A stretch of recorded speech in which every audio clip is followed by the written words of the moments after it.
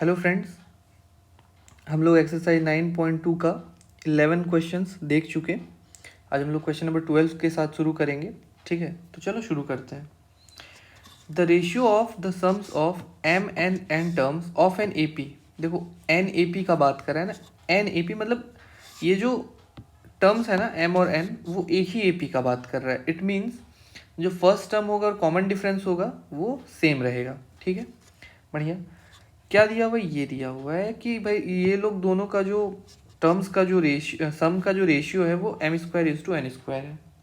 ठीक है, तो पहले हम लोग इसी को तोड़ के देख लेते हैं। पहला काम क्या है कि भाई अपन को फर्स्ट टर्म चाहिए और कॉमन डिफरेंस चाहिए, तो हम लोग उसको लेट कर लेते हैं। Let first term be a and let common difference be d. ठीक है, बहुत बढ़िया। अब क्या है, हमें जो पूछा है, क्या पूछा है? Show that the ratio of mth and nth term is this. ठीक है, इसको करते हैं हम लोग। क्या है, सबसे पहले चीज़ क्या है कि भाई जो दिया हुआ है हम लोग उसको लिख लेते हैं। Sum of mth and nth term मतलब एस एम, इसका रेशियो इक्वल्स टू क्या दिया हुआ है? M square by N square दिया हुआ है। अगर हम लोग इसको बड़े ध्यान से देखें तो हमें क्या दिखेगा कि एस एम को हम लोग क्या लिख सकते हैं? एस एम को हम लोग लिख सकते हैं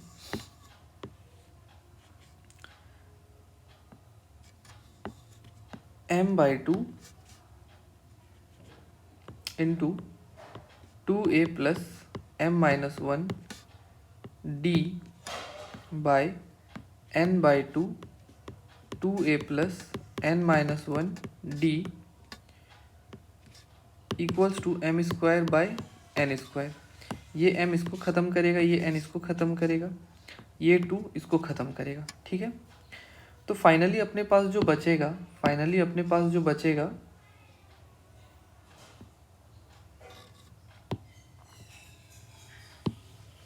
फाइनली जो अपने पास जो बचेगा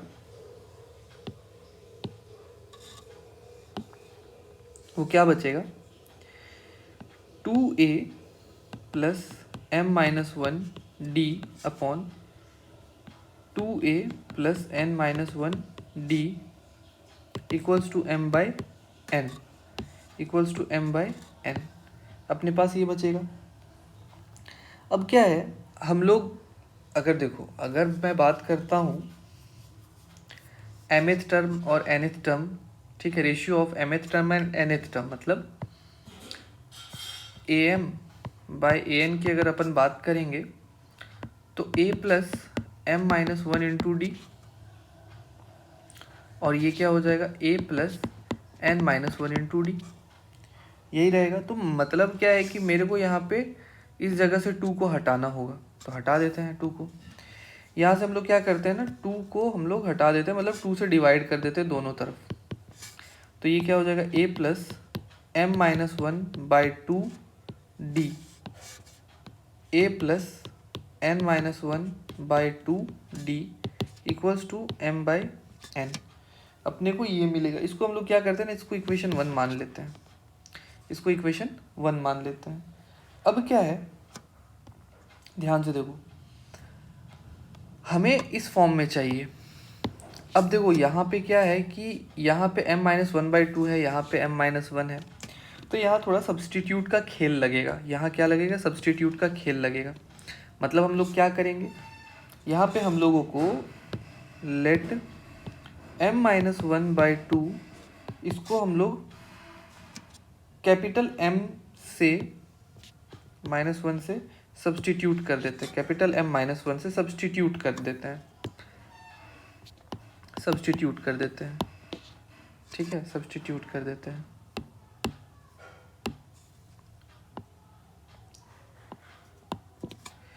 तो सर अगर अपन इसको ऐसे करेंगे तो सर इसको भी तो करना पड़ेगा ना substitute, capital N minus one हो गया। अब क्या है, इस चीज़ को करने के बाद हम लोग क्या करते हैं, अगर मैंने इसको सब्सटीट्यूट किया ऐसे, तो यहाँ से मैं जो है ना स्मॉल m की वैल्यू निकाल लूँगा। यहाँ से जब मैं स्मॉल m की वैल्यू निकालूंगा तो क्या हो जाएगा, m minus one by two equals to m minus one. यहाँ से क्या हो जाएगा, m minus one equals to 2m minus two. तो m की वैल्यू क्या हो जाएगी, 2m माइनस वन। m का ये आ जाएगा तो n का जो आएगा ना, n का हो जाएगा 2 कैपिटल N माइनस वन। ठीक है सर, ये काम आने वाला है इसीलिए मैं लिख रहा हूँ। ठीक है, अब मैं क्या करता हूँ ना, मैं सब्स्टिट्यूट कर देता हूँ। मैं क्या करता हूँ, इसमें इस इक्वेशन वन में m माइनस वन के जगह पे m minus one by to के जगह पे m minus one, n minus one by to के जगह पे n माइनस वन लिख देता हूँ। ठीक है, तो ये क्या हो जाएगा, a plus m minus one d by a plus n minus one d equals to क्या हो जाएगा मेरा, m बाई n। अच्छा ज़रा देखो तो यहाँ पे m को हम लोगों ने क्या लिख रखा है सर, 2m माइनस वन, और यहाँ पे n को क्या लिख रखा है सर, 2n माइनस वन। तो इसको लिख देते हैं हम लोग 2m minus one 2n minus one, कोई दिक्कत नहीं है।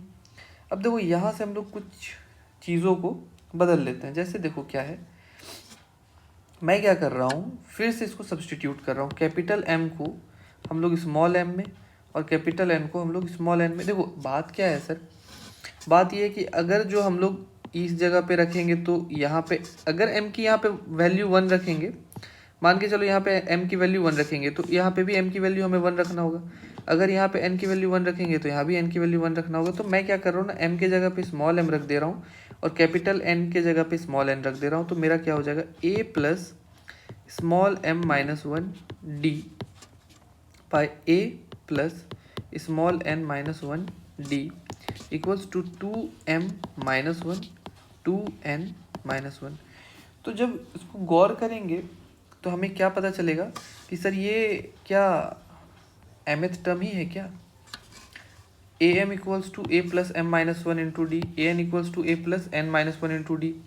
सर ये तो वही लग रहा है, ये तो वही लग रहा है ना, ये तो वही लग रहा है। मतलब ये हो गया कि ये जो है ना मेरा am बाई an की बात करा गया है, और जो मुझे प्रूफ करना था वो हम लोगों ने कर दिया है ना, जो हमें प्रूफ करना था वो हम लोगों ने कर दिया। ओके चलो बढ़िया। अब हम लोग क्वेश्चन नंबर 13 पे आ जाते हैं। क्वेश्चन नंबर 13 देखो, ये भी क्वेश्चन जो है कुछ वैसा ही है। If the sum of n terms of an AP is 3n square and its mth term is 164, find the value of m। अच्छा ठीक है सर, अगर देखा जाए तो जैसे कि सॉल्यूशन करते हैं अपन कि सर Sn जो है ना सर, वो दिया हुआ है 3n स्क्वायर प्लस 5n है ना।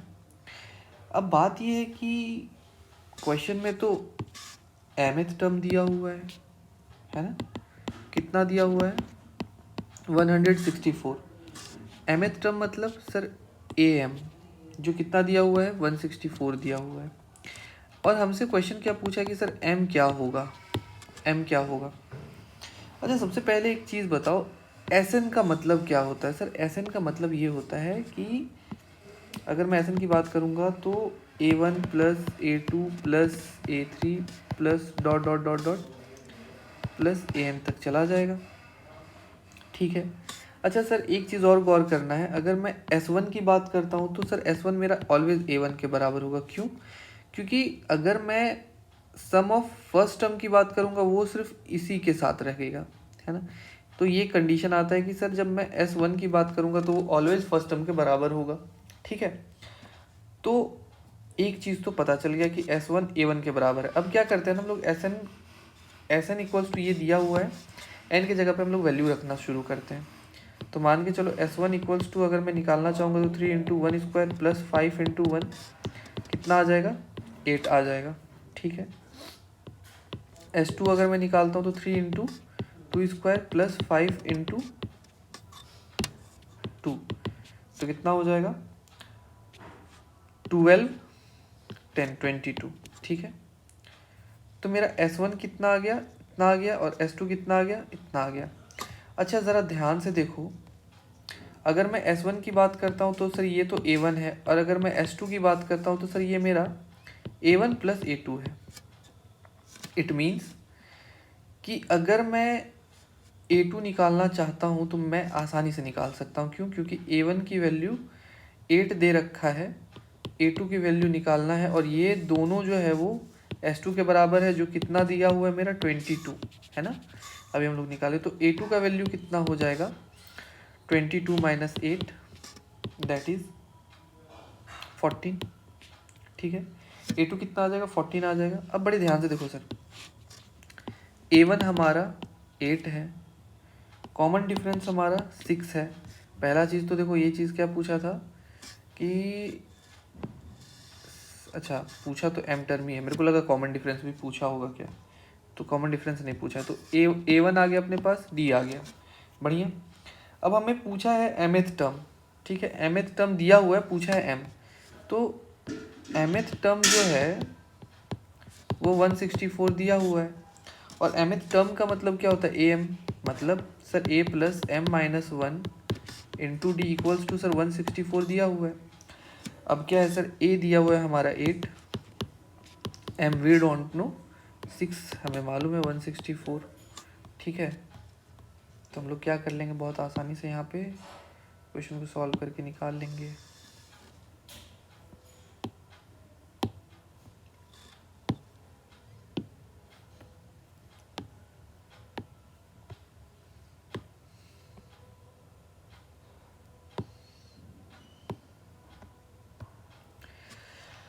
देखो अब क्या हो जाएगा, 8 plus 6m minus 6 equals to 164। इस दोनों को सॉल्व करेंगे तो 6m ये हो जाएगा, प्लस 2 उधर जाएगा तो 162। तो m की वैल्यू क्या आ जाएगा, m की वैल्यू हमें मिल जाएगा 162/6।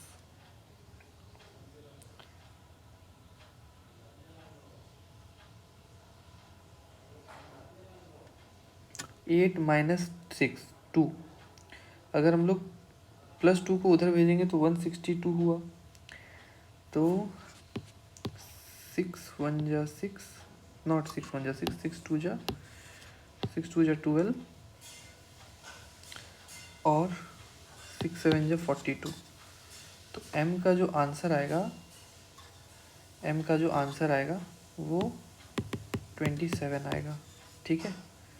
तो this is our answer final, clear. So all for today, फिर हम लोग मिलते हैं अगले वीडियो में। चलो, थैंक यू।